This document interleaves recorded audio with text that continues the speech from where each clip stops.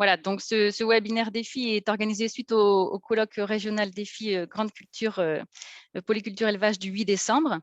Et donc, vous pouvez retrouver en fait l'intégralité de la matinée en replay sur AgriWeb TV et également donc accessible depuis le site de la Chambre régionale. Et donc, tous les diaporamas et les documents distribués ce jour-là sont aussi disponibles sur la page dédiée au colloque. Et donc, l'après-midi en fait, du colloque, il y avait plusieurs ateliers qui étaient déclinés donc en deux sessions. Et donc, pour proposer qu'un maximum de participants puissent profiter de ces ateliers, on a décliné donc ces ateliers sous forme de 7 webinaires qui ont eu lieu donc sur les mois de février et mars. Et là, c'est l'un des derniers webinaires proposés. Voilà, donc tu peux passer à la diapo. Voilà. Donc, du coup, pour ces webinaires, on est parti sur un format de 1 heure, donc avec d'abord une présentation donc là, des 2 intervenants et ensuite un moment d'échange assez libre. Donc, nous vous proposons d'abord de saisir vos questions au fur et à mesure des présentations dans l'espace discussion. Et puis après, donc on pourra commencer à reprendre ces questions-là au moment du temps d'échange. Et donc, si on a le temps et si on n'est pas trop nombreux, vous pourrez aussi intervenir directement en ouvrant vos micros. Donc, comme vous avez pu l'entendre, ces webinaires sont enregistrés.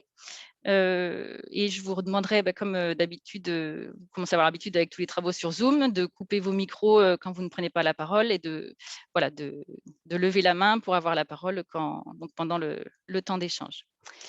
Voilà, et donc les webinaires enregistrés seront disponibles sur tu peux repasser la diapo suivante, ouais, seront disponibles sur la chaîne YouTube de la CRANA. Vous pouvez aussi retrouver toutes les productions des groupes Défi Ferme, donc les fiches trajectoires, fiches pratiques remarquables et puis différentes productions sur l'espace défi sur ecofitopic.fr. Voilà. Donc du coup, là, je laisse la parole à Loïc et Patrice qui vont se présenter avant de présenter le désherbage. Merci. Bonjour à tous, merci Céline. Donc, je suis Patrice Mailleux, agronome à la Chambre d'agriculture des Pyrénées-Atlantiques. Je suis ingénieur réseau d'un groupe DEFI en polyculture élevage sur le département. Bonjour à tous, donc moi c'est Loïc Doussat, je suis conseiller en grande culture à la Chambre d'agriculture de l'Aude. Donc je suis aussi animateur d'un groupe défi, moi en particulier en grande culture essentiellement, sur un groupe dans le secteur du Lauragais audois spécialisé en blé dur tournesol.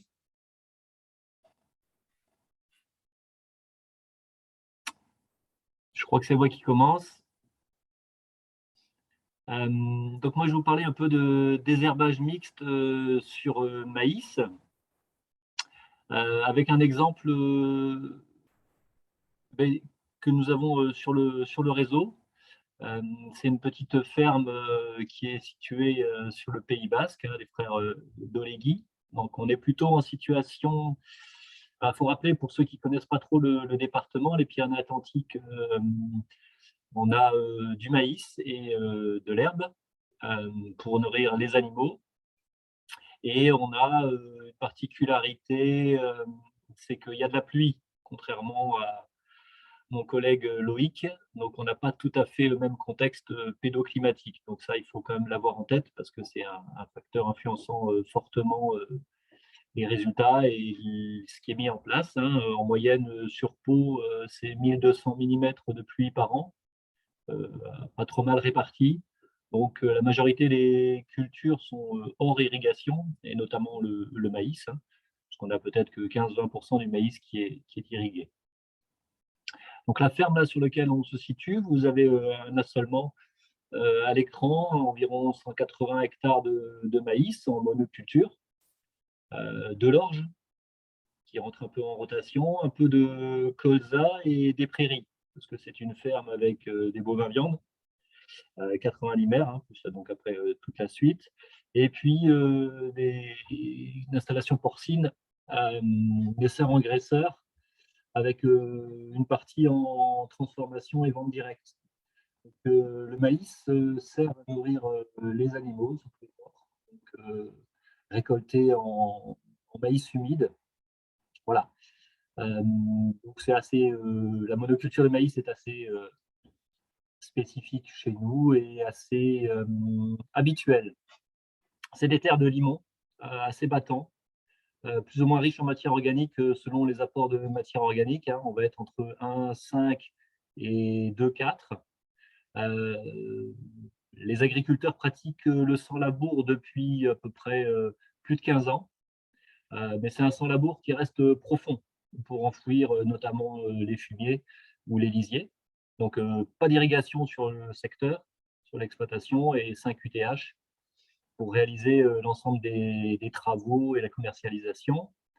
Une nouveauté depuis 2021, c'est une unité de méthanisation propre à la ferme, avec donc depuis l'hiver dernier, l'implantation de couverts à vocation énergétique, des cives, à base de avoine vesse ou de seigle vesse principalement.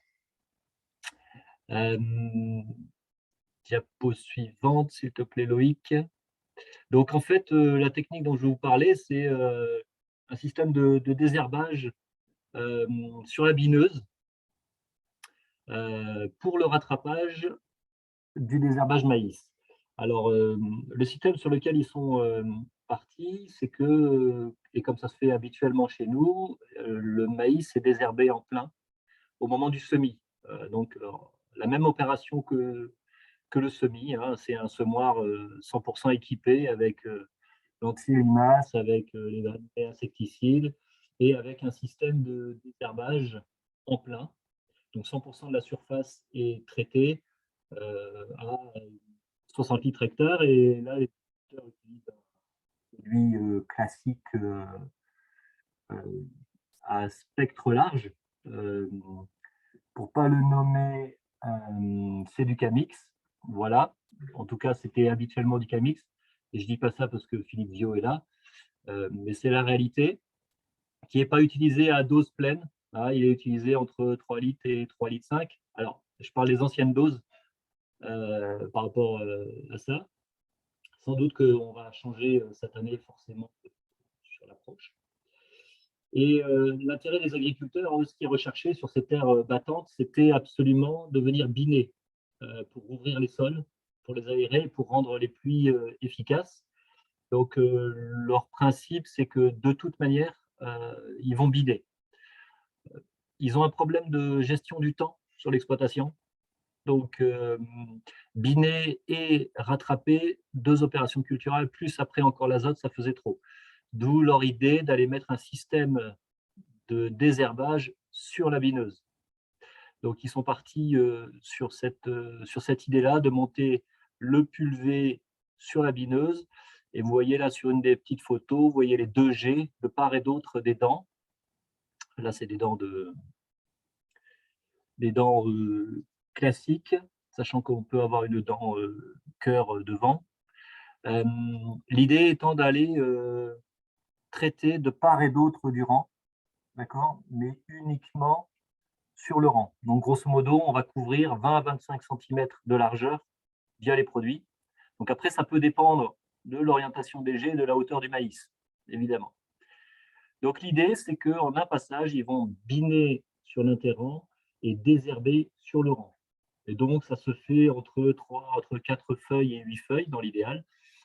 Parfois, c'est plus tard quand ils sont pris par le temps. Et là, ils essayent de passer à au moins 100 litres hectare pour bien mouiller, parce que les conditions météo ne sont pas forcément idéales pour à la fois biner et à la fois traiter. Ça, c'est un petit point négatif de la méthode, ou en tout cas, on le sait. Hein, c'est-à-dire que pour biner, dans un cadre d'un désherbage, il faudrait un temps sec et des jours secs derrière. Et au contraire, pour le traitement phyto, il vaudrait mieux un peu d'humidité dans l'air. Donc, ce n'est pas forcément toujours évident d'avoir le bon compromis, d'où l'importance pour eux de mouiller suffisamment pour être sûr que le produit agisse. Ce qui ne plaisait pas aux agriculteurs, c'était d'avoir à préparer des cuves de bouillie à l'avance, sachant que le rattrapage n'était pas nécessaire sur 100% des parcelles, bien loin de là, et que même au sein des parcelles, parfois il y avait simplement certaines zones qui avaient besoin d'être désherbées chimiquement. D'où l'idée de partir aussi sur un système d'injection directe. vous avez un petit peu sur la photo en bas à droite le dispositif. Donc, c'est une cuve avec 3 pompes et la possibilité pour l'exploitant de mettre 3 produits conservés dans leur emballage d'origine. Et donc, le produit est pompé directement dans le bidon selon ce que l'agriculteur décide. C'est-à-dire qu'il a un boîtier en cabine et il décide de mettre le produit 1, le produit 2, le produit 3 ou les 3 ensemble ou 2 ensemble selon une concentration définie à l'avance. Donc c'est très souple d'utilisation et ça se fait donc en fonction de la flore observée sur la parcelle. Alors forcément observée avant, ça nécessite une bonne connaissance de la parcelle et ça nécessite aussi d'anticiper parce que le mélange, le, le produit est pompé directement pur dans le bidon et donc il y a une pré-cuve de 3 litres qui permet de faire le mélange avant que ce soit pulvérisé sur la culture. Donc ça nécessite quand même d'anticiper un petit peu les zones qui seront sales et les zones sur lesquelles on va aller traiter. Globalement, sur ce rattrapage, ils reviennent avec des produits anti-liserons. Un autre produit, ça peut être spécifique pour les graminées et un autre qui va être plutôt pour les graminées qui seraient un peu plus complexes à intervenir. Voilà. Et dans leur système, et classiquement dans les Pyrénées-Atlantiques, l'azote est aussi enfoui. Voilà. Donc il revient encore une fois avec un autre binage derrière ce désherbinage. Voilà. Donc l'idée étant de gagner du temps et d'économiser les produits. Diapo suivant, s'il te plaît, Loïc. Merci. En fait, là, je vous ai remis le maïs. Alors d'habitude, on met les différentes cultures de l'assolement. Là, vous voyez que comme c'est de la monoculture de maïs, c'est relativement simple. L'exploitant passe par un système, par un déchômage avant la culture. Souvent, c'est pour enfouir les fumiers. Puis, il procède au semis avec un désherbage au semis. Sont mis à peu près sur une bonne partie de l'exploitation systématiquement un anti-limace. L'anti-limace ne sera pas mis si on est sur des semis très tardifs ou en conditions très poussantes. Mais bon, 2/3 des surfaces vont avoir un anti-limace. Et puis après, on va passer au désherbinage. Donc forcément, il y a le binage qui passe et après le désherbage localisé. Pour un IFT herbicide aux alentours de 1,18 en 2021, donc sachant que au semis, sur l'utilisation du produit, on est aux alentours de 0,8, 0,9 IFT avec le désherbage au semis. Et en fait, le rattrapage, il ne représente que on va dire 0,15 à 0,25 d'IFT. D'accord? C'est pour dire que le désherbage, justement par petites zones et avec de petits produits, est quand même très restreint par rapport à l'ensemble de la surface. Donc, on a une bonne efficacité de ce système-là pour réduire l'IFT, alors l'IFT de rattrapage. C'est plus pratique pour l'agriculteur parce qu'il conserve des produits en pur et qui ne sait pas à l'avance la quantité qu'il va utiliser. Donc, il manipule bien des bidons d'origine et il conserve sa cuve d'eau claire. Donc, assez facile d'utilisation. Les soucis, voilà, c'est si vraiment il fait trop sec, trop chaud. Là, on va perdre en efficacité, donc il faut faire attention à ça. Autre souci éventuel, c'est l'effet parapluie. Puisqu'on peut passer sur des maïs qui parfois sont un peu développés, et même en ayant un jet de chaque côté, il faut faire attention qu'il n'y ait pas trop d'effet parapluie, c'est-à-dire que les feuilles du maïs empêcheraient la bouillie d'arriver là où il faut, sur les mauvaises herbes. Donc là aussi, il faut faire attention. Voilà ce que je peux dire là-dessus, sur leur retour d'expérience. Alors le matériel était, il y a 5 ans, parce que ça fait 5 ou 6 ans qu'ils utilisent ça, n'était pas tout à fait au point au départ, notamment sur des systèmes d'alerte quand le bidon était vide, sur des tuyaux qui présentaient une usure plus forte et sans qu'en cabine, il y ait des avertissements. Bon, voilà. C'était des petits agréments, des désagréments au départ, mais qui sont maintenant à peu près corrigés. Ce système d'injection directe, on le trouve aussi sur un pulvé classique. Alors lui, il ne l'a pas, parce qu'il n'a plus besoin de ce pulvé-là, mais on peut trouver d'autres personnes sur le département qui ont aussi ce système d'injection directe, soit sur le semoir, soit même sur un pulvé classique. Voilà. Là, la variabilité est liée au fait que ce soit mis sur une bineuse. Ce qui change, ce que je vous ai un peu dit sur la première diapo, c'est que là, il met maintenant des couverts, alors qu'avant, il ne voulait pas mettre des couverts ayant eu des effets négatifs. Donc, le système de culture est en train d'évoluer sur l'exploitation, avec peut-être le questionnement de maintenir ou pas du binage, sachant que le fait qu'ils mettent en place des cives, ils sèment le maïs encore un peu plus tard. Et donc, on se retrouve avec des périodes d'intervention plus réduites encore pour intervenir mécaniquement, donc manque de temps. Et puis, le fait qu'ils mettent des cives, ils se retrouvent quand même avec des parcelles qui sont encore plus propres, d'où le questionnement de devoir finalement biner et encore rattraper. Voilà. Donc, on est sur un système qui a été simplifié au maximum pour gagner du temps, même s'ils souhaitent absolument biner.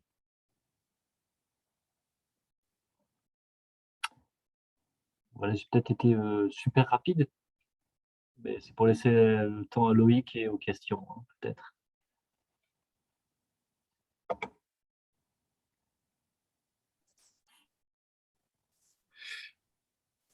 Donc, merci Patrice de me laisser la place alors. Donc, on va continuer par un exemple dans le réseau défi de l'Aude. Donc, le but, c'était de même combiner du désherbage chimique et du désherbage mécanique sur la culture de tournesol.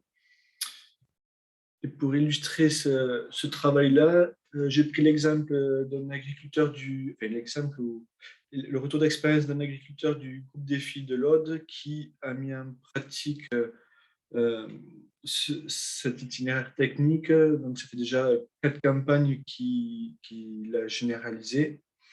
Donc, Alain Marty est un agriculteur de Puginier, à côté de Castelnaudary.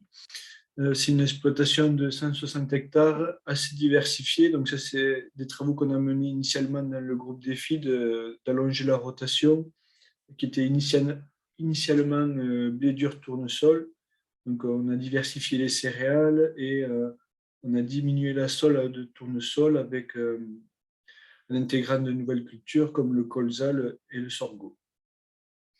Donc, ça fait évoluer fortement l'assolement, ce qui permet de retrouver de la performance technique sur le tournesol, puisque après de longues années à faire juste une rotation aussi courte blé dur tournesol, le tournesol commençait à pâtir de problématiques sanitaires. On est sur des parcelles en argilo-calcaire de coteaux. Donc, quand on parle d'argilo-calcaire, on est autour de 30-35% d'argile. Et Alain pratique depuis de nombreuses années le TCS, même si depuis son entrée dans le réseau défi, il s'est remis à faire un petit peu de labour très ponctuel pour gérer les problématiques de régras sur des situations où le régras devenait trop préoccupant et où les leviers agronomiques autres que le labour devenaient insuffisants. Donc, on est sur une exploitation gérée avec un seul UTH. Donc, Alain travaille tout seul sur son exploitation avec un assolement en sec. Et depuis 2018, il développe la pratique des couverts végétaux sur son exploitation en interculture longue, donc entre une culture d'hiver et une culture d'été. Donc Alain, avec le groupe des filles de l'Aude travaille depuis 2014 sur l'intégration de désherbage mécanique sur son exploitation. On avait fait de nombreux essais et rapidement, le groupe a investi dans deux outils de désherbage mécanique qui sont la RC-Trille et la houe rotative. Donc, Alain est équipé de ces deux outils sur son exploitation.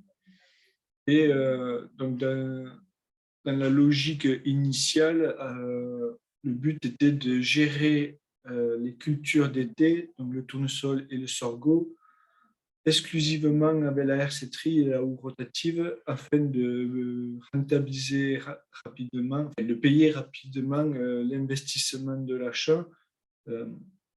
À cette époque, ça représentait un investissement de 35 000 euros, sachant qu'il y avait déjà les PCE qui étaient disponibles et qui ont permis d'avoir 40% de subvention sur cet équipement. Donc, rapidement, on s'est retrouvé confronté à certaines problématiques, à vouloir gérer 100% des cultures d'été à un désherbage mécanique.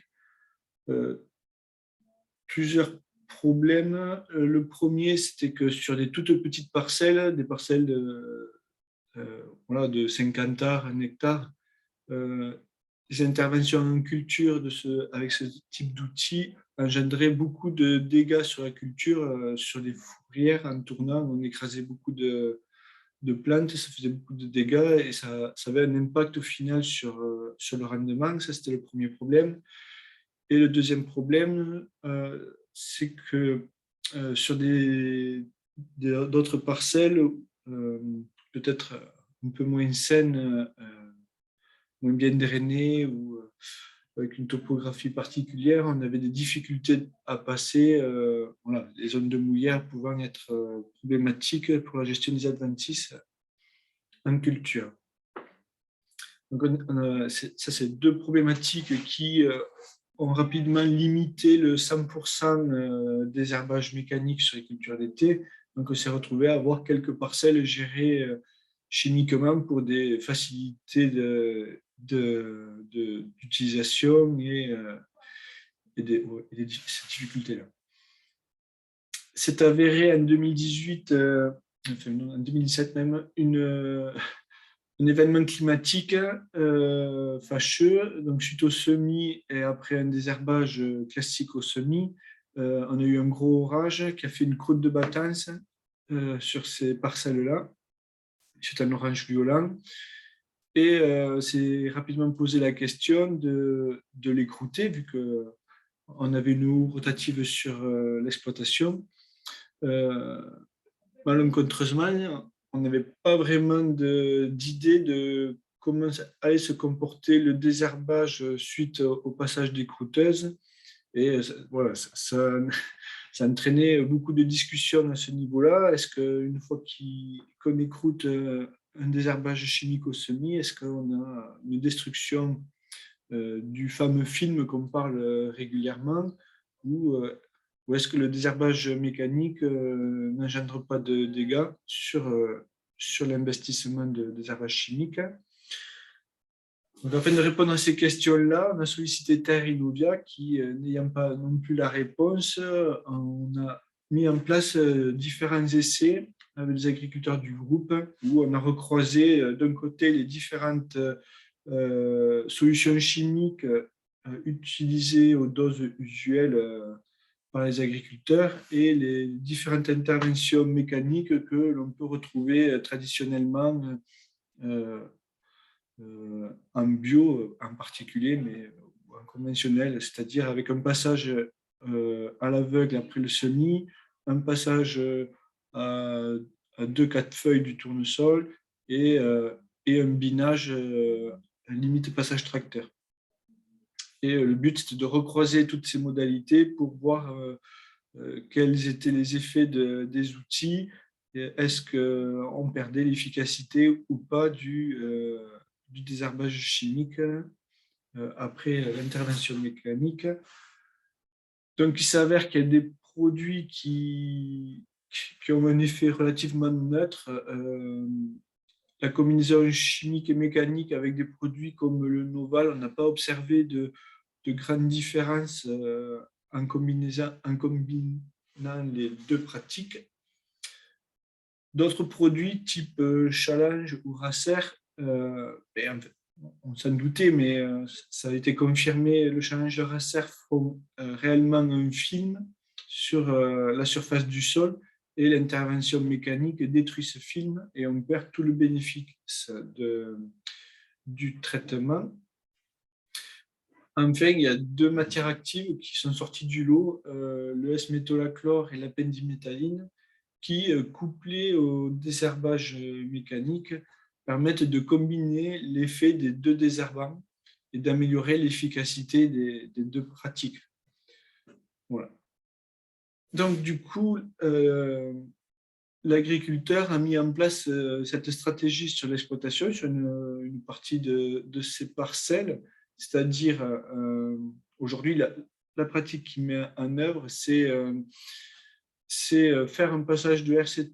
Alors, il prépare son sol bien avant le semis, 15 jours ou 3 semaines avant, quand les conditions les sols sont bien ressuyés pour préparer le lit de semences. Idéalement, on attend une petite pluie pour réhumecter le sol et avoir de la fraîcheur. Suite à cette pluie, dès que le sol est ressuyé, Alain passe un petit coup de RC-Tri pour casser toutes ces graines en germination sur les premiers centimètres du sol. Et derrière, il sème son tournesol à une profondeur de 3-4 cm en dessous de la terre qui a été travaillée par la RC-Tri. Et dans les situations où il veut utiliser du désherbage chimique, il applique aujourd'hui essentiellement de la pendimétalline, c'est la matière active qu'il utilise préférentiellement dans ces situations-là, qu'il incorpore dans la foulée et avant la germination du tournesol. Souvent, ce genre d'intervention suffit pour garder les parcelles propres. Malgré tout, il continue son observation, puisque derrière, après, il utilise les autres plages d'intervention pour potentiellement faire du rattrapage mécanique. Donc, il se permet de faire un passage soit à la houe rotative, soit à la RC-Tri entre 2 et 6 feuilles du tournesol. Et après 6 feuilles, jusqu'à limite passage tracteur, il a la possibilité de faire des interventions ponctuelles à la bineuse. En particulier, la problématique principale, c'est biner les rondes de chardon. Voilà. Sachant que le passage de RC-Tri avant semis n'est pas systématique, tout dépend des conditions météo et du temps qu'il a de disponible. Ça, c'est le premier point. Et le passage d'incorporation du produit chimique se fait aussi en fonction des conditions météo. Si Alain a pu désherber et que dans la foulée, il y a une petite pluie, il va attendre 2 feuilles du tournesol pour intervenir avec du désherbage mécanique. Si on est sur une période sèche, il va incorporer immédiatement derrière pour justement le fait de incorporer la matière active booste l'efficacité de la matière active au semis. On a remarqué qu'en période de sèche, il y avait une différence significative d'efficacité grâce à l'incorporation.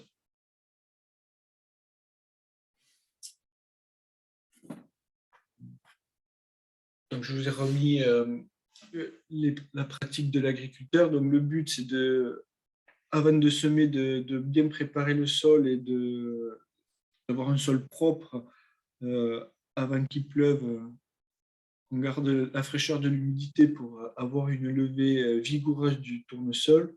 Et derrière, voilà, la levée vigoureuse du tournesol est importante pour avoir des plantes à un stade homogène sur la parcelle.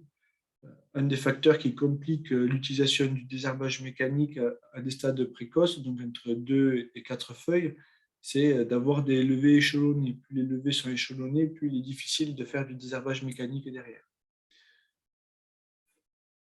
Voilà, d'où l'intérêt de semer juste après la pluie dans un sol frais, avec de la fraîcheur, de l'humidité. Donc Alain, aujourd'hui sur son exploitation, il a une stratégie différenciée en fonction des parcelles de son exploitation. Il a des parcelles qui sont gérées à 100% chimique, des parcelles difficiles d'accès, où il est difficile de manœuvrer avec du matériel de désherbage mécanique ou des toutes petites parcelles.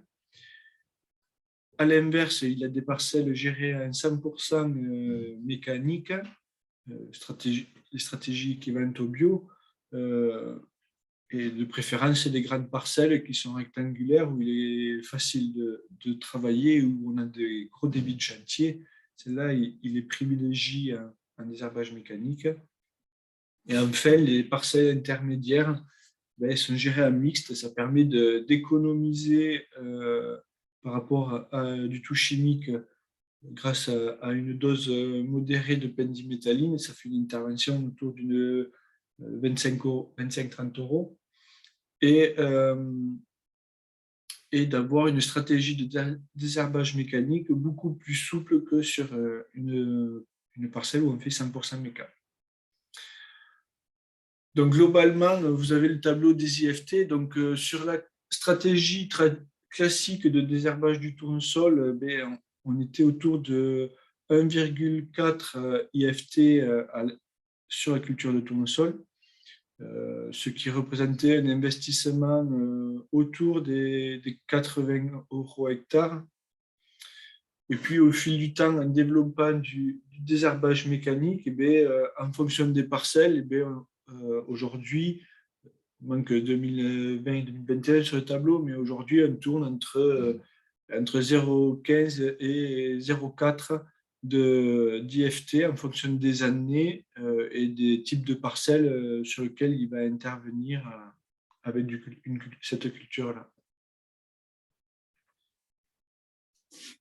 Donc voilà, j'ai fait un petit tableau pour représenter un peu les différentes stratégies de l'exploitation. Donc la première ligne, il y avait les produits sélectifs. Donc en tournesol, c'est essentiellement le S-métolachlore. Donc c'est essentiellement c'est exclusivement réservé aux parcelles où il y a des vrais problèmes de raies gras. Donc Alain, il se permet même de faire le désherbage de S-métolachlore avant de semer, et puis il passe le passage de R7 tri après semis. Le produit sélectif de positionnement, c'est la pendimétalline. Donc là, il sème, il traite, et après, il fait son désherbage mécanique. Aujourd'hui, des produits films, il n'en utilise quasiment plus, mais effectivement, avec des produits type challenge, le désherbage mécanique est proscrit. Et au final, c'est une stratégie qu'il évite au maximum, puisque chez nous, quand même, les risques d'orage violent au printemps est quand même assez fort et assez récurrent. Et du coup, il veut se garder la possibilité d'intervenir librement avec une houe rotative pour écrouter et aider les tournesols à la levée après le semis, à cette période-là. Et enfin, une stratégie qui est encore pas trop utilisée sur son exploitation parce qu'il n'est pas trop embêté, mais il y a la stratégie de rattrapage foliaire en culture avec.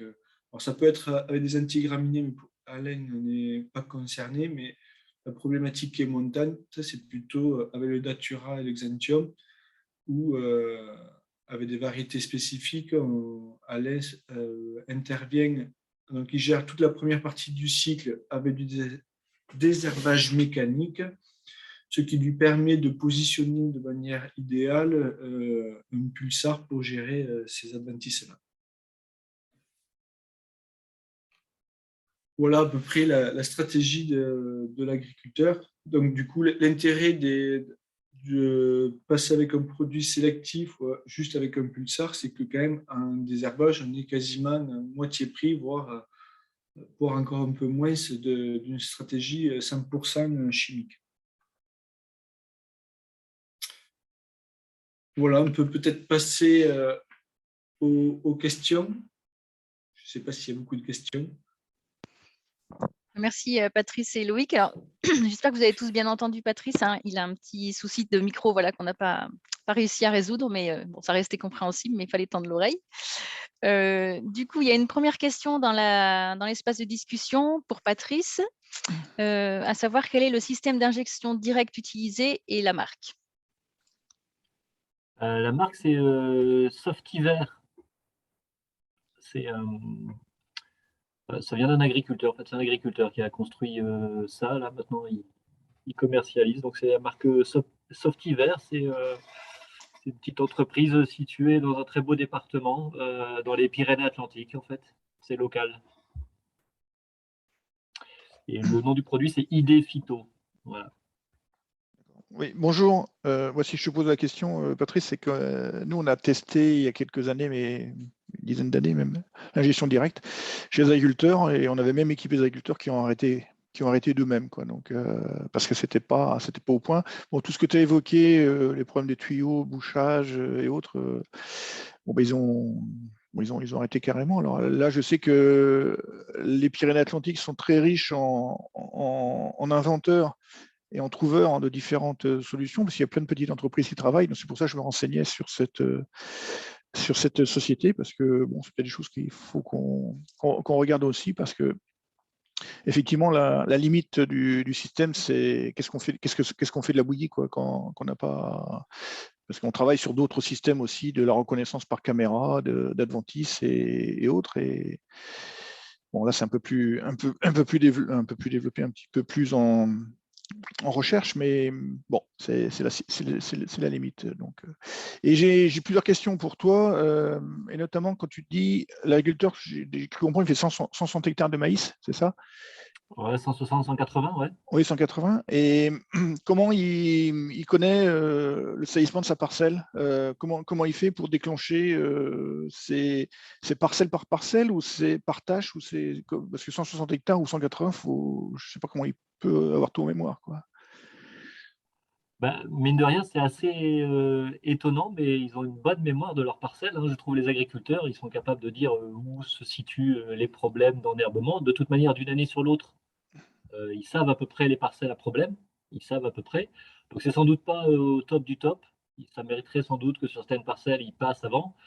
Euh, donc, c'est bien un déclenchement par tâche. Il estime il faut entre 20 et 30 mètres avant le mélange, d'accord, D'accord. pour enclencher. Donc, si tu veux, quand tu passes quand tu bines d'à côté, bah, tu vois ce qu'il y a à côté un peu. Donc, D'accord. ça permet aussi de se dire, tiens, au retour, il faudrait peut-être que je déclenche sur cette partie-là. Voilà. Donc, ça se passe comme ça. Voilà. Ok. J'imagine que s'il y avait des systèmes de reconnaissance ou autres, de cartographie, on pourrait sans doute faire mieux. Euh, mais bon, je pense Mhm. que le résultat est assez satisfaisant. D'accord. Ok. Non, mais c'est intéressant à savoir. Et puis, je voulais répondre à ta question sur le Camix. Tu as dit on utilisait 3 litres de Camix. Bon, bah, à partir de 2022, c'est 2 litres, c'est 2 litres et demi, tu sais bien. Oh, ah, pardon, j'avais oublié. Non, je rigole, oui, bien sûr. Non, et donc, alors, je pensais que vous alliez parler un petit peu des herbages sur le rang, parce que nous, c'est quelque chose qu'on veut développer justement pour limiter l'utilisation du métolachlore, tout en gardant en efficacité. Donc, tu peux mettre 3,5 litres sur le rang, hein, puisque tu seras toujours tu respecteras toujours la réglementation, hein. Et c'est quelque chose que vous avez travaillé par ailleurs? Vous avez d'autres exemples? Parce que Alors, moi, je pensais qu'on en parlait aujourd'hui, quoi. Donc, alors d'un point de vue technique, sur le désherbage localisé sur le rang au semis, on a d'excellents résultats techniques. Ça marche très bien, mais pour l'instant, on n'arrive pas à le développer auprès des agriculteurs. Donc, on sait que c'est une solution technique qui marche très bien, on le met toujours dans nos essais. On fait des grandes parcelles chez des agriculteurs, on a essayé. Vous aussi d'ailleurs, je sais. Mais malheureusement, ça ne prend pas. Chez cet agriculteur-là, hein, parce qu'il aurait les moyens de le faire, puisque de toute manière, il revient et qu'il bine. C'est simplement parce qu'il manque de temps pour être sûr d'intervenir au bon moment, de revenir au bon moment. Mmh. C'est-à-dire que quand on fait du désherbage localisé que sur le rang, mais mine de rien, lui, il préfère être tranquille parce que parfois, il revient que très tard sur les parcelles et il a peur que s'il a vraiment fait que du localisé sur le rang, il n'arrive pas à gérer le rattrapage, même avec du binage. Donc, c'est plus dans cet esprit-là, je pense, le frein pour lui, parce que lui, il est dans une optique de binage. Chez les autres agriculteurs du département, c'est que souvent, ils ne veulent pas biner. Mmh. Et parce qu'on n'a pas forcément toujours un parcellaire qui s'y prête. Et puis, le nombre de jours disponibles n'est pas toujours idéal à cause de cette pluviométrie. Alors, après, je pense que ce serait jouable, notamment de le développer sur des parcelles qui réessuient quand même pas trop mal, et des parcelles qui ont la forme et la taille qu'il faut. Donc, je pense que c'est une technique qui va être amenée à se développer, mais disons que pour l'instant, ça ne prend pas. Mmh. Et le binage qu'il réalise, moi, si j'ai bien compris tes propos au début, c'est parce que c'est un écroutage en fin de compte qu'il fait. À l'origine, c'est plus ça, c'est des limons battants, tu as dit. C'est des Donc, limons battants. Alors, après, il va chercher assez profond, hein. C'est un binage, un arrosage, on ouais. connaît, donc ça vient un peu de là. Mmh. C'est des limons battants, donc il va chercher un peu plus profond pour que les futures pluies soient plus efficaces derrière aussi. Et puis pour remettre un peu de minéralisation et d'accélérer. Mmh.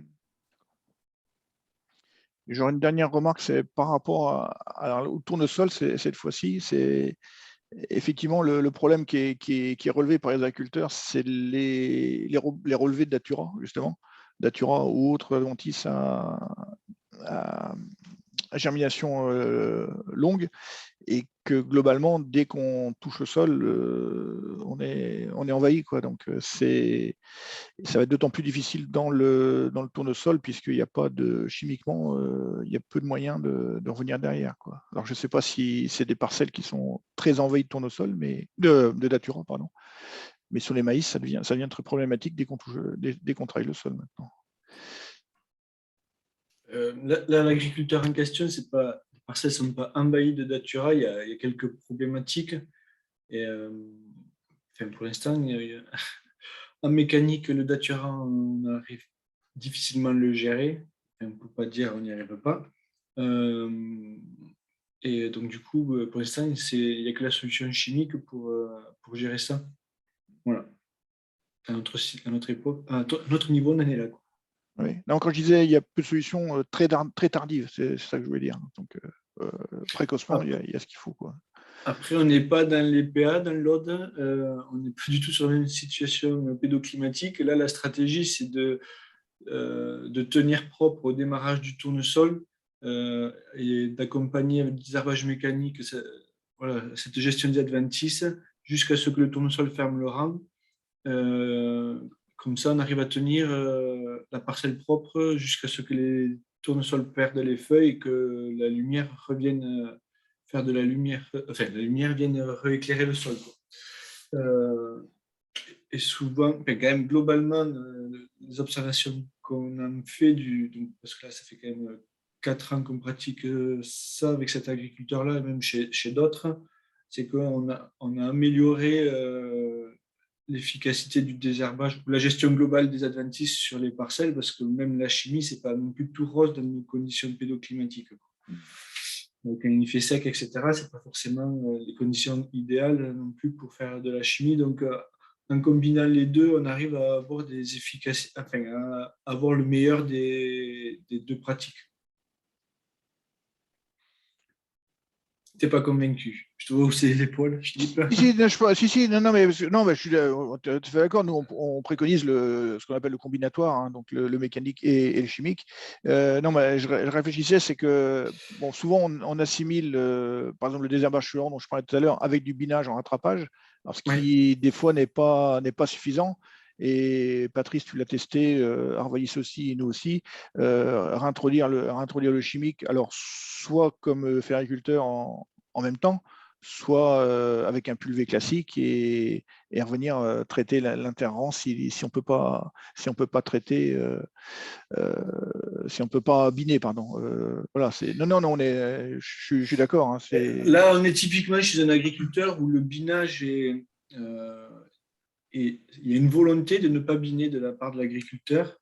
Alors, est-ce que c'est justifié ou pas? C'est tout un débat, mais l'agriculteur ne souhaite pas biner parce qu'il est dans des coteaux, que ça prend du temps, que c'est pas évident, qu'il trouve que l'efficacité, voilà, que le bénéfice-risque est négatif. Et sa stratégie, c'est de ne pas sortir la bineuse.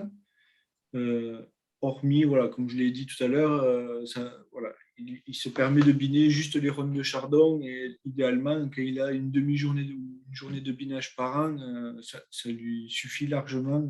Il n'a pas envie d'en faire plus. Et du coup, c'est le compromis qu'on a trouvé. Effectivement, la stratégie que tu cites, désherbage sur le rang et binage, on l'a développée chez d'autres agriculteurs du groupe. Et eux, c'est plutôt l'inverse. Eux, ça les embête de passer avec une hersétrie ou rotative sur du tournesol en culture. Il y a une part de psychologique quelque part derrière dans la stratégie déployée par l'agriculteur aussi. Donc, ces deux voisins, ils ont deux stratégies complètement opposées. Ils sont tous les deux dans une logique de réduction des phytos, mais chacun a développé une stratégie complètement différente. D'accord. Mais du coup, je ne l'ai pas présenté parce que c'est quand même plus traditionnel. Faire un désherbage localisé sur le rang et biner, c'est des leviers qu'on parle depuis quand même maintenant de nombreuses années maintenant. C'est ce que disait Patrice. Hein. On en parle depuis plusieurs années, mais dans les Pyrénées-Atlantiques ou dans l'Aquitaine, ça ne se développe pas beaucoup. Hein.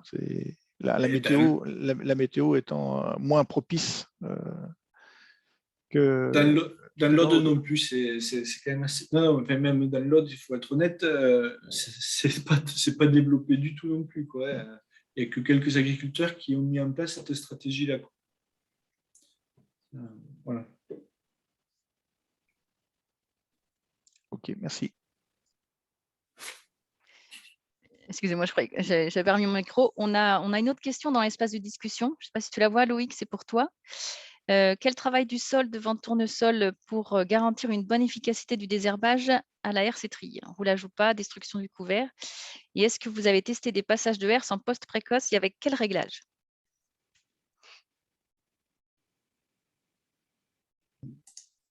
Alors, le travail du sol. Alors, là, comme je vous le disais, Alain est un TCS depuis de nombreuses années. Il a un parc de matériel tout à fait classique, enfin, une espèce de chisel, là, enfin, une CLC, voilà, pour ne pas citer la marque, Vibroflex, je suis à peine à les marques, donc voilà. Donc, il y a ce type de matériel pour faire la fissuration profonde et, voilà, reprendre les mottes pendant l'hiver. Donc, sur les argilo-calcaires, le travail profond se fait chez nous traditionnellement à l'automne. Donc, ça, c'est le travail classique.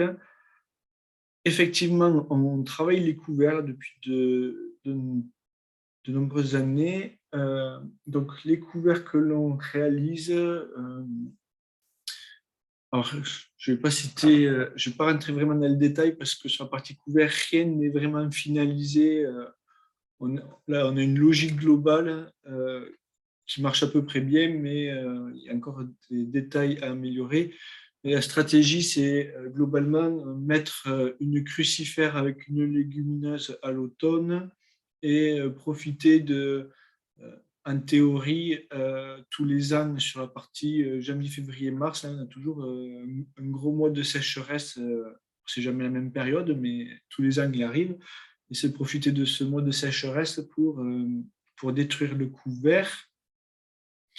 Donc les destructions, elles se font, donc c'est un semis qui se fait traditionnellement avec le semoir à céréales. Donc on sème dans des conditions normales, comme ils sèment le colza, etc. Et la destruction se fait avec le déchômeur. Il fait 2 passages croisés de déchômeur rapprochés. Et après, il fait une reprise. On retombe après dans une reprise du travail du sol. Donc ça se fait normalement autour du mois de février.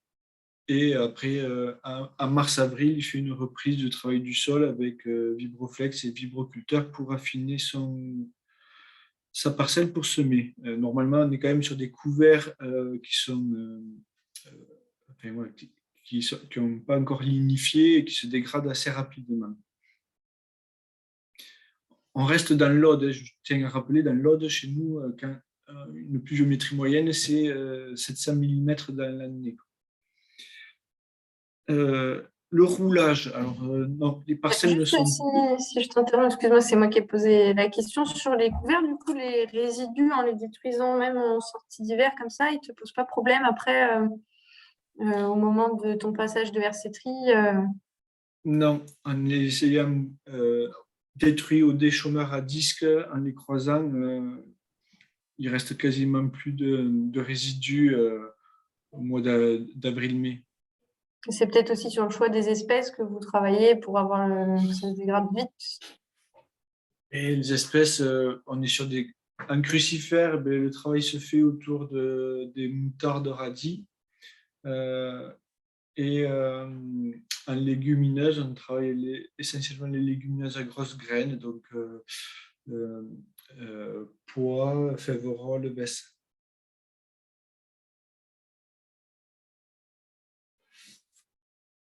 Sachant que, bon, voilà, enfin, sur la partie couvert, on y travaille encore, il n'y a rien de.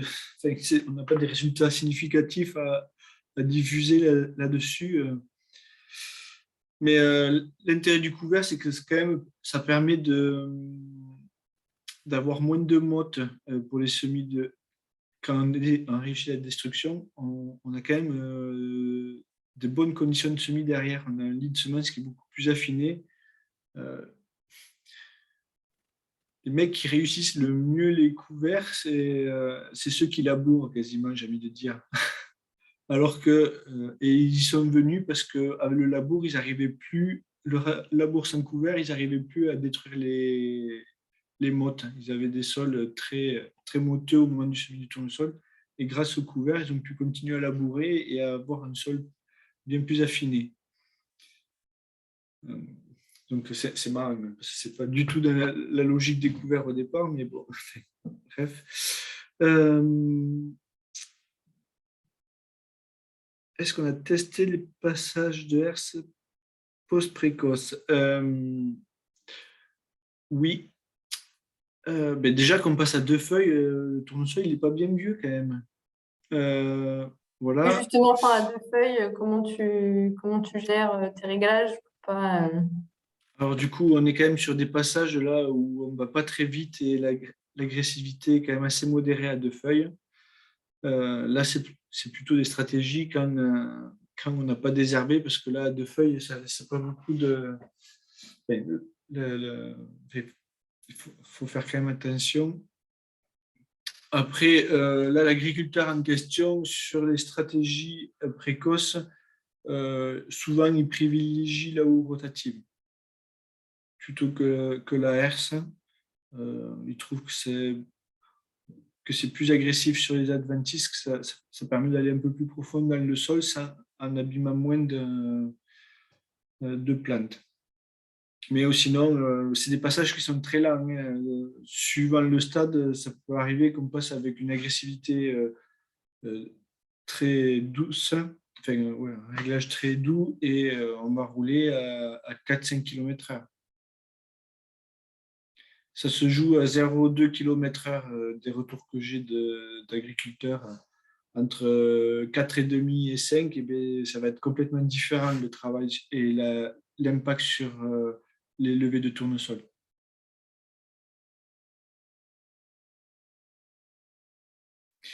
Donc là, la stratégie, c'est quand même de privilégier le passage à l'aveugle derrière le semis pour essayer de se donner de la souplesse derrière et atteindre plutôt 4 feuilles que 2. Un peu, c'est dans des stratégies. Du coup, moi, j'ai des situations où il y a une flore un petit peu complexe, comme tu disais, qui nécessite de passer plutôt avec la chimie en poste.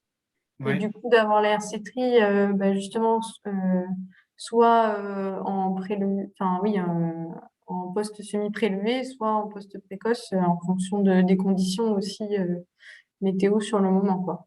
Oui. Et tu disais que là, ton agriculteur, il passait plutôt même avant le semis avec la RC-Tri dans les situations où il a une prélevée chimique. Alors ça, c'est dans les situations où, effectivement, dans les situations où l'objectif, c'est de préparer en amont, refaire un lit de semences, style 15 jours, 3 semaines avant de semer, attendre qu'il pleuve. Et dans l'idéal, on attend, il pleut et on prend 20 mm, ça humecte tout le sol. Dès que c'est ressuyé, on sème et on passe la RC-Tri. Ça, c'est, sur le papier, c'est idéal. Sauf que des fois, ben, il ne pleut pas pendant 24 heures 20 mm, il va pleuvoir pendant une semaine 50 mm. Le temps que ça ressuie, déjà, il commence à y avoir des adventices qui peuvent être en train de lever. Et là, l'objectif, c'est de gérer les adventices à la RC-Tri avant de semer. Quoi. Ok. Et dernière question, est-ce que tu as des agriculteurs qui sont équipés de rotoétrie? Non, j'ai pas de Non. rotoétrie dans mon Ok. groupe.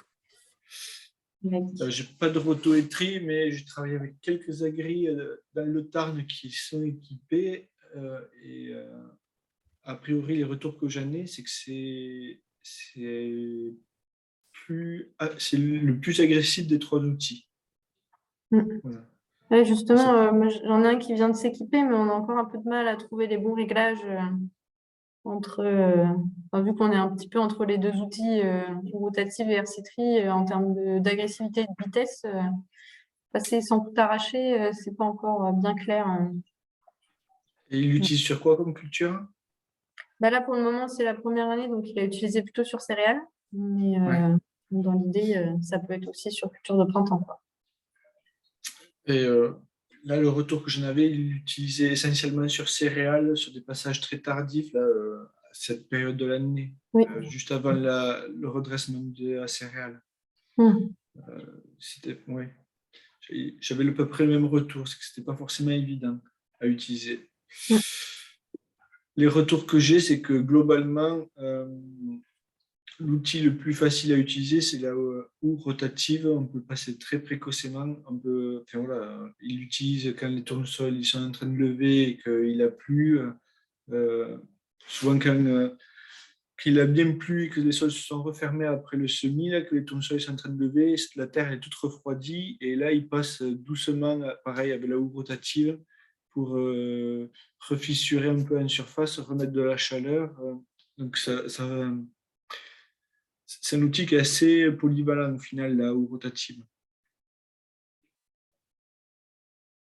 On a des plages de vitesse qui est très grande et qui permettent de faire différentes choses. Ok, merci.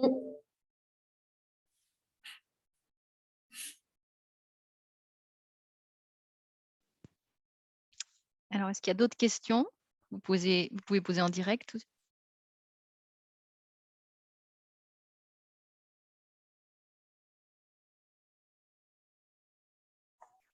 Et du coup, désolée, j'ai oublié. On n'a pas revenu sur la question de est-ce que tu roules ou pas avant, enfin, la question d'avoir quelque chose de bien plan avant d'utiliser de la RC-Tri. Alors, il n'y a pas de passage de rouleau en fin de. Enfin, juste sur la période de semis, que ce soit ni avant ni après. Le rouleau il peut être utilisé au moment de la destruction des couverts, suivant les situations.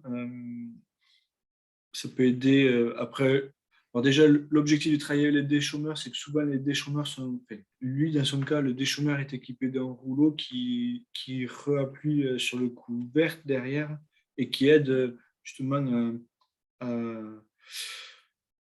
à détruire la végétation, à casser les mottes autour des systèmes racinaires, etc. Et après, voilà, le dernier passage de travail du sol, c'est un vibroculteur pour justement avoir un sol très plat. Et pour finir, il est équipé aussi d'un semoir qui lui permet de faire un semis plat aussi, type monosème ou chez Kuhn le Maxima, avec 2 disques ouvreurs et les roues de chaque côté des éléments, enfin des 2 disques ouvreurs, qui permet justement d'éviter que le sol soit billonné voilà, et qu'il n'est pas équipé de chasse, enfin, de chasse-motte en V là, qui peut avoir tendance à, enfin, je dis crayonner, mais je ne sais pas comment on dit en fait, à faire des raies. Et il faut que quand on a fini de semer, le sol il soit plat de la parcelle. Et ça, c'est un prérequis pour pouvoir utiliser des herbages mécaniques après une culture. Mais sinon, il n'y a pas de rouleau ni avant ni après le semis. Ok.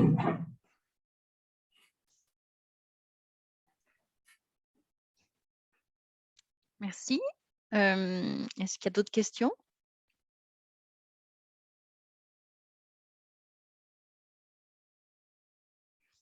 Ou alors Patrice et Loïc ont été très très clairs.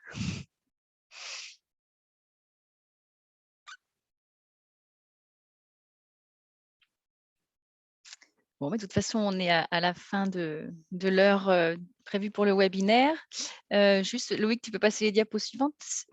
Juste pour vous dire que, comme vous le savez, là, le webinaire est enregistré. Donc, vous pouvez le retrouver sur le site de la Chambre régionale au niveau de l'onglet La vidéo et donc sur la chaîne YouTube de la Chambre régionale. Voilà. Donc, vous retrouverez aussi également les autres webinaires. Tu peux passer la diapo suivante. Donc aujourd'hui, c'était l'avant-dernier. Donc, il y a le dernier qui sera mardi sur la synthèse technico-économique qui a été réalisée sur le réseau défi Grande Culture, Polyculture, Élevage, Nouvelle-Aquitaine. Voilà. Bon, mais n'hésitez pas en tout cas à recontacter Patrice ou Loïc s'il y a besoin d'autres informations. En tout cas, je vous remercie tous les deux et puis je vous remercie tous les participants pour avoir suivi ce webinaire et pour vos questions. Du coup, à bientôt. Merci. Merci. Au revoir. Au revoir. Merci, au revoir.